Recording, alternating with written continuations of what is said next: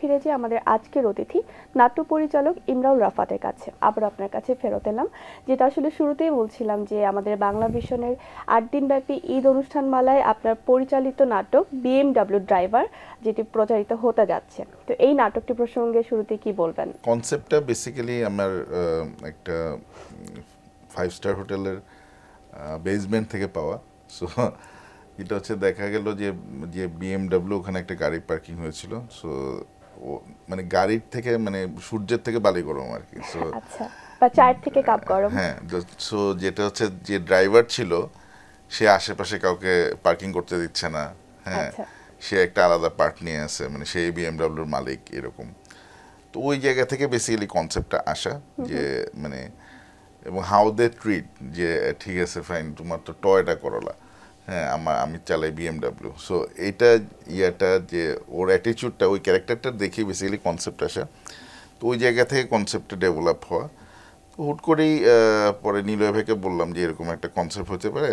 So উনি তারা agri করলো যে না আসলে এটা ট্রু। সো ওই জায়গা থেকে ডেভেলপ করার পরে এরপরে যেটা প্রথম ফেস করি যে how to get A BMW. হ্যাঁ, কারণ আমার গল্পের নামই বিএমডব্লিউ, সো আমার এই গাড়িটা লাগবেই। হ্যাঁ, সো এখন যাদের পার্সোনাল কার এটা তো দেয় না শুটিং এর জন্য, এবং যেটা হচ্ছে 2 দিন ধরে শুটিং করব, পরে হায়ার করতে গিয়ে দেখলাম যে না মানে অনেকেই আছে যারা এটা রেন্ট দেয়। তো রেন্ট দেয় কি কারণে, যে বিয়ের সাথে সময় ওরা বিএমডব্লিউ দিয়ে বিয়ে করতে যায়, আচ্ছা, স্পেশাল প্রোগ্রামে।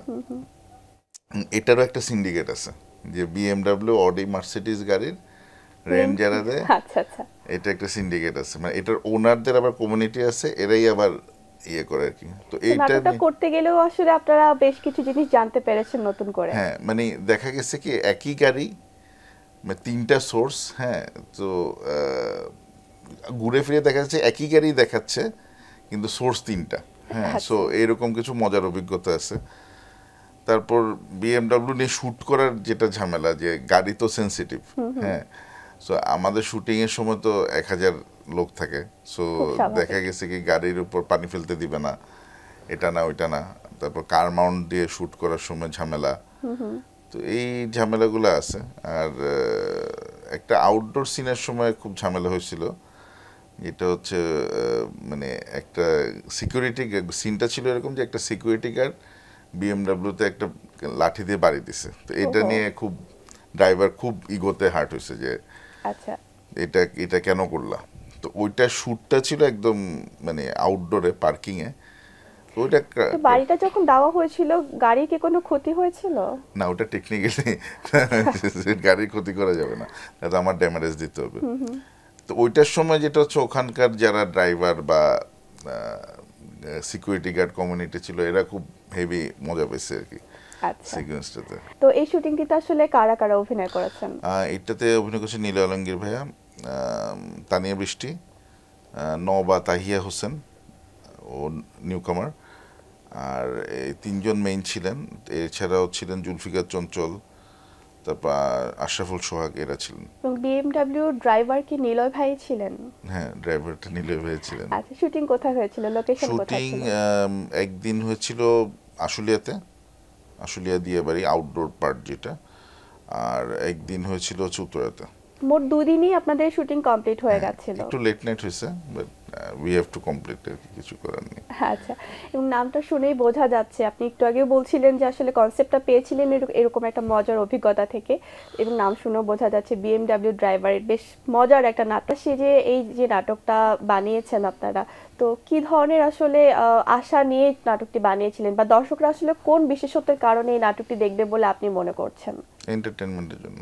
এন্টারটেইনমেন্টের জন্য, এবং বোঝাই যাচ্ছে এন্টারটেইন হবে তারা। না, এটা যেমন এই প্রসঙ্গে হতে পারে অনেকে যেটা বলে যে নাটক থেকে শিক্ষার কি আছে। সো আমি অ্যাজ এ ডিরেক্টর মনে করি শিক্ষার কিছু নাই, যদি আমরা শিক্ষামূলক কিছু বানাই তাহলে শিক্ষার কিছু আছে। সো অ্যাপার্ট ফ্রম দ্যাট মানে এভরিথিং ইজ ফর এন্টারটেনমেন্ট, আর এভরিথিং ইজ কমার্স। মানে সো টাকা উঠতে হবে, টাকাটাও আসতে হবে, সিম্পল। এবার একটু অন্য প্রসঙ্গে আসি। জি।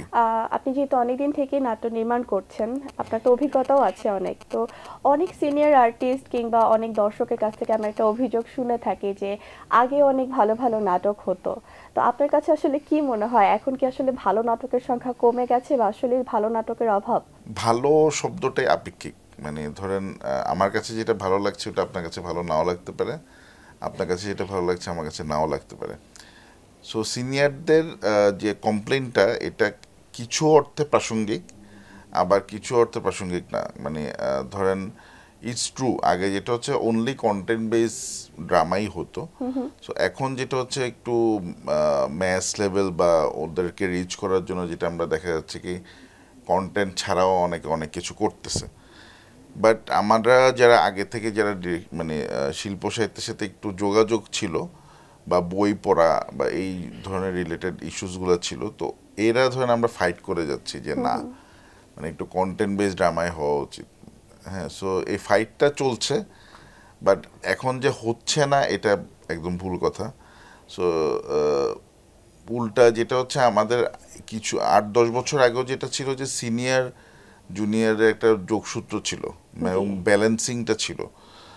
যেমন এই মুহূর্তে দেখা যাচ্ছে কি আমি ইন্ডাস্ট্রির senior director, so which should be not, কারণ আমাদের আরও অনেক সিনিয়র ডিরেক্টর আছেন যাদের প্রোডাকশন আমরা পাচ্ছি না এখন বা দেখছি না। So it should be a blend, মানে সিনিয়রদের কিছু কন্টেন্ট থাকা উচিত যারা একটু কন্টেন্ট বেস গল্পটা ভালো বলবে। না কেন এটা আসলে আপনার কাছে কি মনে হয়? Because of commerce. কারণ উনি যে চিন্তাধারায় গল্পটা বলছেন ওইটার যেটা হচ্ছে সবাই তো ইনভেস্ট করে, তো ইনভেস্ট করার পর যদি টাকা না আসে বা অনলি শিল্প করার জন্য আমি 8 লাখ 10 লাখ টাকা ছেড়ে দিলাম, এটা কেউ করবে না। সো আলটিমেটলি দেখা যাচ্ছে কি কমার্সের ব্যালেন্সের জন্য আমরা ওই গল্প বেস কন্টেন্ট বাদ দিয়ে অনলি যেটা হচ্ছে আমার টাকা আসবে ওই কন্টেন্টগুলোই করা হচ্ছে। সো ডেফিনেটলি তখন কন্টেন্ট ক্ষতিগ্রস্ত হয়, এটা এনশিওর, মানে এটা অবশ্যই। আপনারা যেহেতু এখন কাজ করছেন, অনেক নতুনদের সঙ্গে কাজ করছেন, নতুনদের কাছ থেকে আসলে কি ধরনের দেখতে পাচ্ছেন, আগ্রহ দেখতে পাচ্ছেন কাজ কিচ্ছু করার? পাচ্ছি না। এটার কারণ আসলে কি হতে পারে? কিচ্ছু পাচ্ছি না, কারণ এক হচ্ছে it's easy to get to be famous এখন। সবাই ফেমাস হতে চায়। হ্যাঁ, সবাই ফেমাস হতে চায়, সো যেটা হচ্ছে ওরা প্রিপারেশন ছাড়াই আসতেছে। সো কোনো মানে এবং দেখা গেছে আজকে একটা টিকটক করলো বা কিছু একটা কন্টেন্ট করলো, ভাইরাল অনেক হয়ে ভিউ গেল। হয়ে গেল। হ্যাঁ, ভিউ হয়ে গেল। এবং নতুন যারাই আসতেছে এটা পড়াশোনা নাই, এবং এটা ডিরেকশন বলেন, আর্টিস্ট বলেন, প্রত্যেকটা সেক্টরেই। এবং এই জিনিসটা গ্রো আপ করতে হবে। যেমন আগে যেমন খুবই ন্যাচারাল ছিল যে একটা ছেলে বা মেয়ে গান শিখতেছে বা নাচের অভিনয় শিখছে, নাচের প্রোগ্রামে আছে, তারা এক ধরনের গ্রুম আপ হচ্ছে বা ছবি আঁকা শিখছে। হ্যাঁ, সো এখন কি শিখছে, টিকটক করা শিখছে। কিভাবে লাখ লাখ ভিউ বাড়ানো যায় সেগুলো। যেটা হচ্ছে ক্রিয়েটিভিটি কোথা থেকে আসবে। সো আমরা তো ক্রিয়েটিভিটির পথগুলো বন্ধ করে দিচ্ছি। সো মোর যেটা হচ্ছে বাচ্চাদেরকে পড়াশোনা থেকে শুরু করে সব কিছু যখন আপনি ওভাবে গ্রো আপ করবেন, then you will get a good human beings, বা আপনি ভালো নাগরিক পাবেন এবং যারা ইনফ্লুয়েন্স করবে। সো ওভারঅল একদম রুট লেভেল থেকে ধরতে হবে। সো এখন আমরা যাদেরকে আর্টিস্ট হিসেবে পাচ্ছি তারা ম্যাক্সিমাম ইনফ্লুয়েন্সার, এবং মানে আবার প্রোডাক্ট যারা প্রমোট করে এরা তো ভালো টাকা দিচ্ছে, ওরা বলতেছে আমি ভাইয়া এত টাকার নিচে তো করি না। হ্যাঁ, এখন জানে না কিছুই, কিন্তু এর নিচে করবে না, বা মানে অলরেডি হুট করে ফেমাস হয়ে গেছে, সে মনে করছে সে ফেমাস। সো ওই জায়গা থেকে একটা নতুন প্রতিভা সেটা বন্ধ হয়ে গেছে। তারপর ধরেন আগে যেরকম রিয়েলিটি শোজ প্রচুর হতো, এটা সিঙ্গিং বলেন বা অ্যাক্টিং এর জায়গা থেকে, এখন লাস্ট 6-7 বছর এটাও পাওয়া যাচ্ছে না। সেক্ষেত্রে আসলে আপনার পরামর্শ কি থাকবে? এটা আসলে মানে যারা বাংলাদেশ নিয়ে মানে বড় বড় চিন্তা করেন তাদের পরামর্শের বিষয়। ক্রিয়েটিভ জায়গা থেকে আমি বলতে পারি যে you have to prepare yourself before you start something. So যেটাই হোক, মানে এটা অ্যাক্টিং সেক্টর হোক, ডিরেকশন হোক বা গান হোক, হ্যাঁ, মানে ইজি অ্যাক্সেস কোনো কিছুই ভালো না। এবং অতি তাড়াতাড়ি পেয়ে গেলে এটা সমস্যা। এবার একটু আপনার পরিচালনার প্রসঙ্গে আসি। অনেকেই আছে যারা পরিচালনায় যুক্ত হতে চায়, তো সেক্ষেত্রে আসলে পরিচালনাকে পেশা হিসেবে নেওয়ার সুযোগ আমাদের দেশে কতখানি আছে? নাই।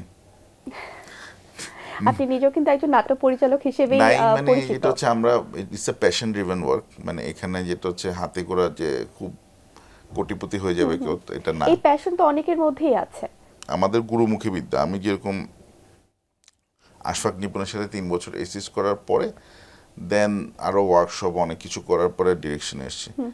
সো এখনকার জেনারেশনে যেটা হচ্ছে লার্নিংটা ইয়ে করতে হবে। সেকেন্ড থিং হচ্ছে পড়তে হবে, জানতে হবে। সো আমাদের দেখার চোখ, পড়ার চোখ আরো প্রসারিত করতে হবে। আমরা দেখি না, পড়াশোনা করি না, সাহিত্য সম্পর্কে জানি না, হ্যাঁ, মানে আমাদের দেশের ঐতিহ্য সম্পর্কে জানি না, আমরা চলে আসছি ডিরেকশন দিতে। জ্ঞান অর্জন করতে হবে। সো ওইটা এক হচ্ছে সেলফ যেহেতু নাই এখন, যেটা হচ্ছে আর ফিল্ম মেকিং এর ক্ষেত্রে অবশ্যই বলবো যে নিজস্ব শিক্ষা বা নিজে নিজে শিখার বিষয়টা আগে। প্রচুর ফিল্ম দেখতে হবে, আর মানে কন্টেন্ট দেখতে হবে, দেন হচ্ছে পড়তে হবে। পড়ার জিনিসটা এখন বন্ধ হয়ে গেছে। দেন হচ্ছে you have to have training with a senior director so then easily আসা যায়, মানে কিন্তু আমাদের ওই ধৈর্যটা এখন একটু কম আর কি। তবে এখন নাট্য পরিচালনার ক্ষেত্রে আমরা অনেক পুরুষদেরকে দেখতে পাই, সেক্ষেত্রে নারীদের পরিচালনায় আসার সংখ্যাটা একটু কম। তো নারী নাট্য পরিচালক যারা, তাদের আসলে এই কম সংখ্যায় কম হওয়ার কারণটা কি বলে আপনার কাছে মনে হয়? যারা একটু গ্ল্যামারাস তারা নায়িকা হতে চায়, তারা নাট্য পরিচালক হতে চায় না। সো আর একটু গ্ল্যামার কম আছে বা প্যাশন ড্রিভেন। এখন যারা টিকে আছে যারা, এরা মানে এটা চয়নিকা দি বলেন বা প্রীতি দত্ত বা অন্য যারাই আছেন, এরা একদম প্যাশন লালন করে টিকে আছে। হ্যাঁ, সো 7-8 জন 10 জন যারাই আছে এরা প্যাশন ড্রিভেন ফাইটার। কারণ এই পুরুষতান্ত্রিক একটা এরিনাতে যেটা হচ্ছে নারী নির্মাতারা যে টিকে কাজ করে যাচ্ছেন, তাদেরকে স্যালুট। হ্যাঁ, আর ওই কম হচ্ছে বিকজ ওরা নায়িকা হচ্ছে, ওরা ডিরেক্টর হচ্ছে না। এখন আসলে যেহেতু আমরা দেখতে পাচ্ছি কাজের ক্ষেত্র অনেক বেড়ে গেছে, ওটিটি প্ল্যাটফর্ম এসেছে, তো ওটিটির কন্টেন্টগুলোর সাথে যদি একটু তুলনা করতে যাই, তখন দেখা যায় টিভি নাটকের যে গল্প, সেটার সাথে ওটিটি কন্টেন্টের অনেক অনেক ফারাক আমরা দেখতে পাই। তো আপনার কাছে একটু জানার আছে যে টিভি নাটকগুলো যখন আমরা প্রচার করছি তখন কিন্তু একটা সেন্সর থাকে, ওটিটিতে সেটা থাকছে না। এই বিষয়টা নিয়ে যদি একটু বলতেন।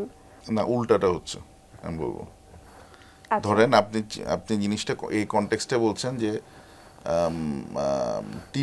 টিভিতে যেগুলি প্রচার হচ্ছে, সো এখন ওটিটিতে প্রচার হলো, কিন্তু ওটিটির একটা মিনিমাম লেভেল ওখানে কিন্তু স্ক্রিনিং হয়। স্ক্রিনিং কি আপনার, আমি যেহেতু 2টা মিডিয়ামেই কাজ করি, সো দেখা যাচ্ছে ওখানে স্ক্রিপ্ট রিডিং থেকে শুরু করে এটা হয়।